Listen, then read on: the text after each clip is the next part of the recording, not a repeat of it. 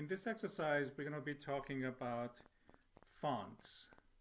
Fonts are the way the letters are typed.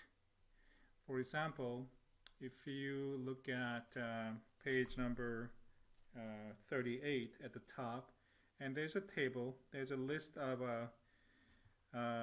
serif typefaces, and then sans serif typefaces, and monospace typefaces. There are different families of font faces. So for example, more or less the most modern typeface would be sans serif. For example, this keyboard, these keys are a good example of a sans serif. Compared to that, old typewriters, for example, like this one, this is a typeset. Letter F's, for example, here, very clear that the letter F has little things sticking out at the bottom here and then over here. And for example, letter T is not just this way and that, but also there's something sticking out at the end of each lines. So that is a kind of characteristic of serif typefaces. So you can kind of see this is a traditional old style, and then this the keys on the computer keyboards are more or less the modern style. Well, they have both advantages and disadvantages. For example, in the old typewriter, these typefaces, meaning serif typefaces, work better because these typewriters didn't always print or make the letters that clearly. So sometimes the part of the letter would not be printed clearly. So having these little things sticking out on each side of the letter can actually help the readers to read the letters and words much easier, rather than just types like this. Because, for example, if you have a part of the letter Y here didn't get printed, and then it could be read as letter Y or letter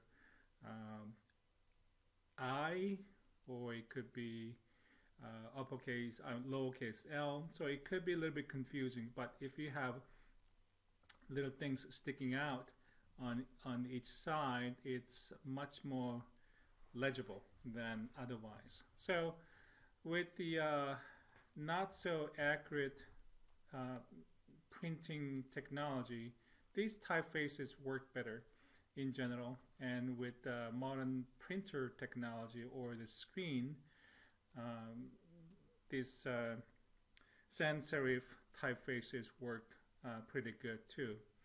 And there are different types of faces as well. So for example, this is a sans serif. It's kind of a clean, not a whole lot of things decorated. Okay, and then we have a serif. These are, for example, New York Times Roman faces are kind of typical. So here we have something a little bit thing sticking out.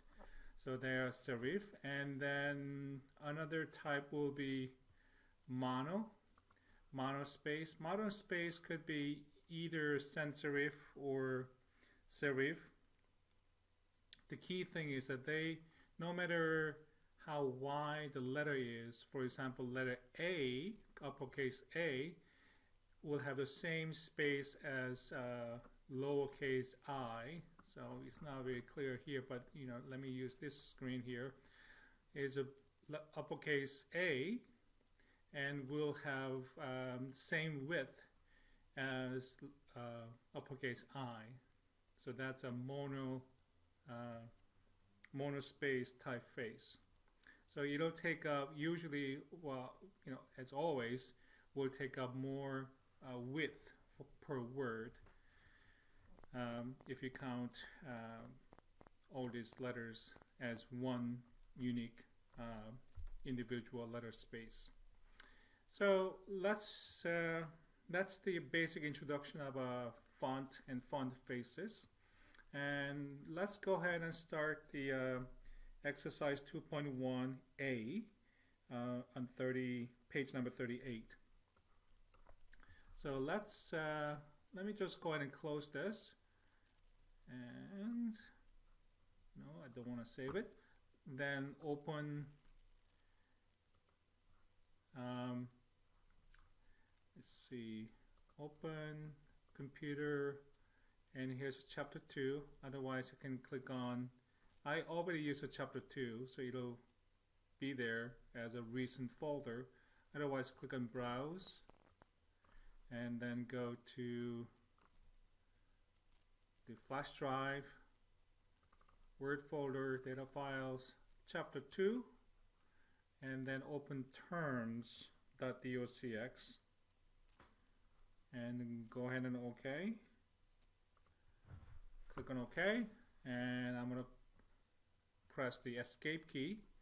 The escape key, to remind you, is right here in the top left corner, that one. And that will bring it to editing mode. And let's go ahead and save this. Let's go to File, Save As, and go to Chapter 2, and then make sure that I go inside of Assignments Chapter 2. And then by now you should know the basic naming convention. So keep the original name, but click here and then go to the left. I just use the keyboard arrow key here to go to the very beginning, and then type C as in chapter 02 as in chapter 2 dash E as in exercise 01 as in exercise 1, then hyphen again, and then click on OK. By the way, I'll make sure that I am saving in the right place by looking at chapter 2 and assignments 2. Okay, click on OK and replace it. I guess I already have that, so I'm going to go ahead and replace it for now. You shouldn't, because this will be your first time saving it. Alright, so step number 3 tells us to change the font face to Cambria. Well, first of all, let's take a look at the font group. So on the Home tab, you have a font group. Font group is the biggest group in the Home tab because it has a font face, the font, and you have, potentially maybe 100 or more fonts. So they are serif, sans serif, mono types of fonts, and by default the body of a new Microsoft Word document is Calibri and size 11, font size 11. And then you have increase font size, decrease font size, and then change case. You can change the case, everything to uppercase, everything to lowercase, case, sentence case, and so on.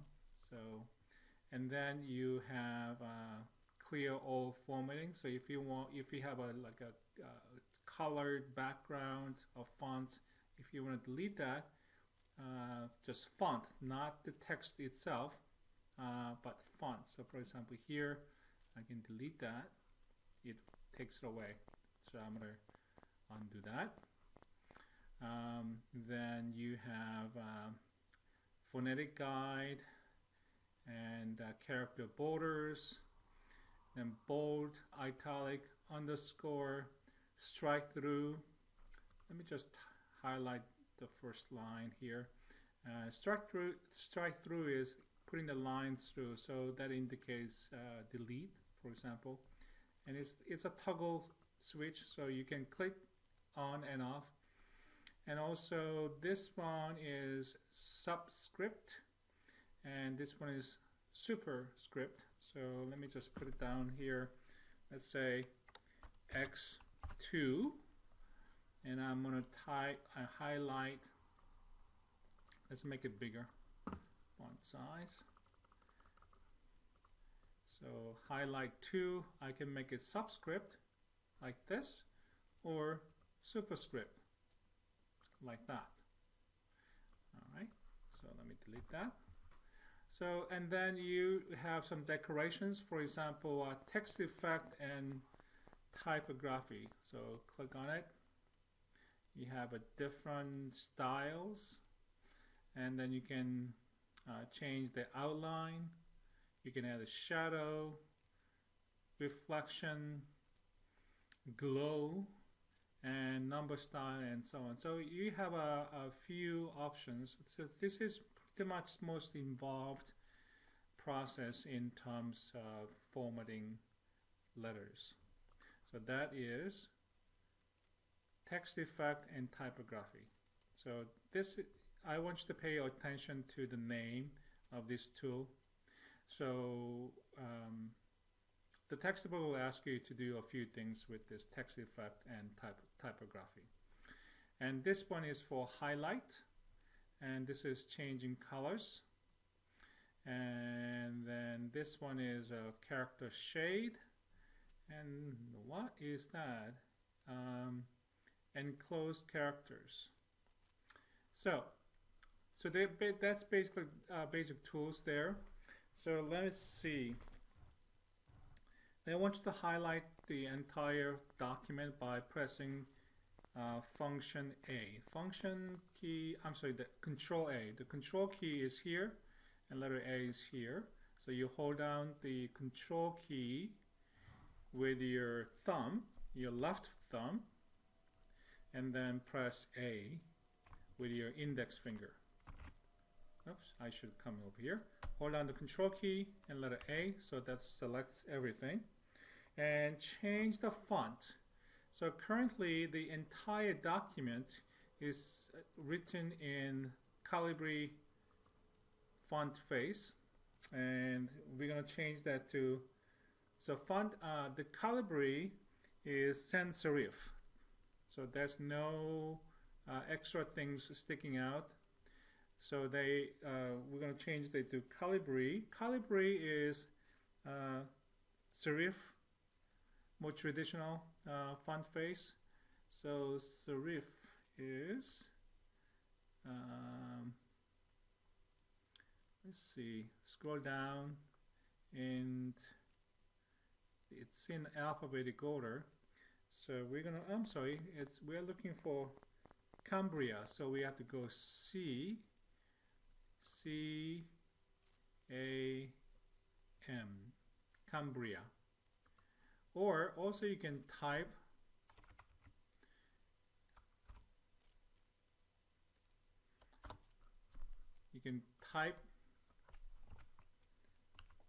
C-A-M-B and then press the enter key.